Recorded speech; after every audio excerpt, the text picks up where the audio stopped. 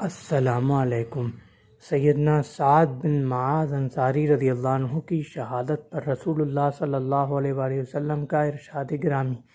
سیدنا سعد بن معاذ انصاری رضی اللہ عنہ مدینہ منورہ کے مقامی صحابہ یعنی انصار کے قبیلہ اوس کے سردار تھے، اور آپ رضی اللہ عنہ سیدنا مصعب بن عمیر رضی اللہ عنہ کی دعوت پر اسلام لانے والوں میں پہلے نمبر یعنی ابتدائی افراد میں شامل تھے، جو حضرت مصعب بن عمیر رضی اللہ عنہ کی دعوت پر ایمان لائے تھے، اور ان کی تحریک پر ان کا قبیلے کی پوری شاخ مسلمان ہو گئی تھی۔ غزوہ بدر میں بھی آپ شریک تھے، غزوہ احد میں بھی آپ شریک تھے، غزوہ خندق میں ایک مقام پر آپ مامور تھے، خندق کے ایک حصے پر آپ مامور تھے، جب آپ رضی اللہ عنہ کو مشرک ابن العرقہ کا تیر گردن میں لگا۔ آپ رضی اللہ عنہ کچھ مدت علیل رہ کر مسجد نبوی میں آپ کا خیمہ لگایا گیا، وہاں آپ کی تیمارداری ہوتی تھی۔ آپ رضی اللہ عنہ نے اللہ سے دعا کی تھی کہ یا اللہ اگر قریش سے مزید جنگ باقی ہے تو مجھے حیات رکھ، ورنہ اللہ اپنے پاس بلا لے۔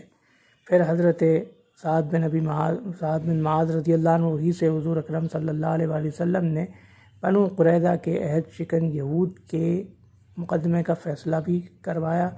اس کے بعد حضرت سعد بن معاذ رضی اللہ عنہ وفات پا گئے۔ اس موقع پر حضور اکرم صلی اللہ علیہ وآلہ وسلم نے ارشاد فرمایا، جو صحیح بخاری حدیث نمبر 3803 میں مذکور ہے، حضرت جابر بن عبداللہ رضی اللہ عنہ راوی ہیں کہ حضور اکرم صلی اللہ علیہ وآلہ وسلم نے فرمایا، جب سعد بن ابی معاذ رضی اللہ عنہ فوت ہوئے تو اللہ رب العزت کا عرش ہلا۔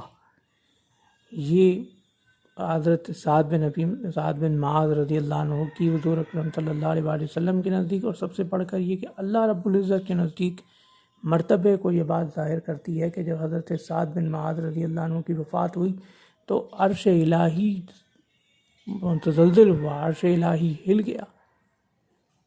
یہ سیدنا سعد بن معاذ رضی اللہ عنہ کے انتہائی جلیل القدر اور غیر معمولی مرتبے کی عکاسی کرتا ہے۔ اللہ حافظ۔